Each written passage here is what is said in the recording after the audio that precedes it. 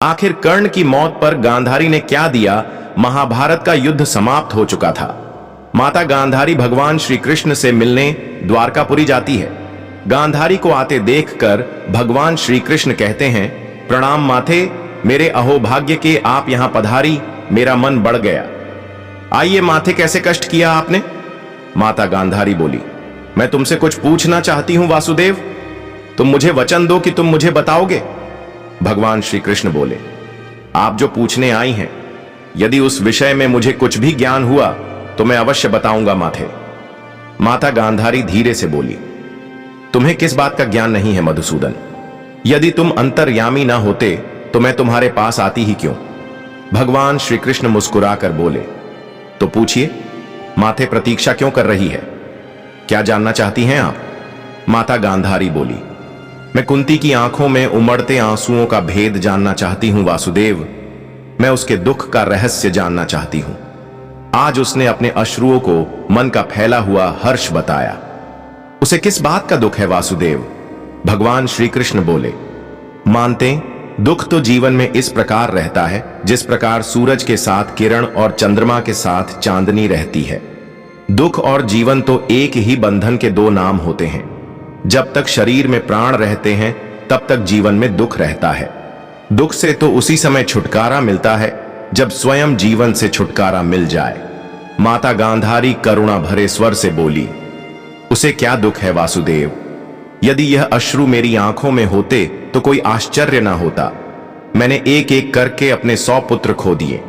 मेरा तो जीवन अश्रु में डूब चुका है, परंतु कुंती ने तो कुछ भी नहीं खोया। सारा संसार जानता है कि उसके 5 पुत्र जीवित हैं। भगवान श्री कृष्ण बोले, सारा संसार यह अवश्य जानता है कि उसके 5 पुत्र जीवित हैं, क्योंकि सारा संसार यह समझता है कि उसके 5 ही पुत्र हैं। किंतु जो संसार समझता है, क्या केवल वही सत्य होता है माथे? तब माता गांधारी कहती हैं, तो सत्य भी तो यही है मधुसूदन। भगवान श्री कृष्ण बोले, नहीं माथे, संसार उस सत्य को नहीं देख पाता जो समाज के खोखले आदर्शों और परंपराओं के आडंबरों के कारण स्वयं को छिपाने पर विवश हो जाते हैं। माता गांधारी कहती हैं, तुम क्या कह रहे हो वासुदेव? मैं कुछ समझ नहीं पा रही हूं। यदि यह सत्य नहीं तो फिर सत्य क्या है? भगवान श्री कृष्ण बोले, सत्य यह है कि बुआ कुंती के 5 नहीं 6 पुत्र थे। माता गांधारी बोली, नहीं, यह कदापि नहीं हो सकता। भगवान श्री कृष्ण बोले, यदि ऐसा नहीं होता माथे, तो आपको उनके अश्रु में अंगारों जैसे गर्मी का अनुभव भी नहीं होता। माता गांधारी थोड़ा डर सी गई और दबी हुई आवाज में बोली, किंतु उसका 6वां पुत्र कौन था? तब भगवान श्री कृष्ण बोले, अंगराज कर्ण। हां माथे, अंगराज कर्ण कौन्तेय थे, पांडवों के ज्येष्ठ भ्राता। अंगराज कर्ण का जन्म बुआ कुंती के विवाह से पूर्व सूर्यदेव के वरदान से हुआ था, लेकिन कुंवारी माता कहलाने के लांछन से उन्हें इस सत्य को संसार से छुपाना पड़ा। माता गांधारी रोते हुए बोली, हमारा कर्ण कुंती पुत्र था तो कुंती ने मुझे बताया क्यों नहीं? यदि वह केवल मुझे ही बता देती तो ईश्वर की सौगंध यह महाभारत नहीं होता। भगवान श्री कृष्ण थोड़ा गंभीर स्वर में बोले, लोग इस शब्द यदि का प्रयोग बड़ी निर्दयता से करते हैं माथे। लोग यही कहते हैं, यदि ऐसा ना हुआ होता तो ऐसा हो जाता, और यदि ऐसा हो जाता तो ऐसा ना हुआ होता। किंतु लोग इतना नहीं जानते कि इस यदि शब्द के हाथ इतने छोटे होते हैं कि वह मनुष्य की भाग्य के लेख, होनी और नियति के पास भी नहीं पहुंच सकते। उसे रोकना तो बहुत दूर की बात है। होनी और नियति ने निर्णय कर लिया था कि महाभारत का युद्ध होगा, इसलिए इस युद्ध को कोई नहीं रोक सकता था माथे। माता गांधारी कहती हैं, तुम ठीक कहते हो केशव, इस युद्ध को कोई नहीं रोक सकता था, होनी होकर ही रहती है।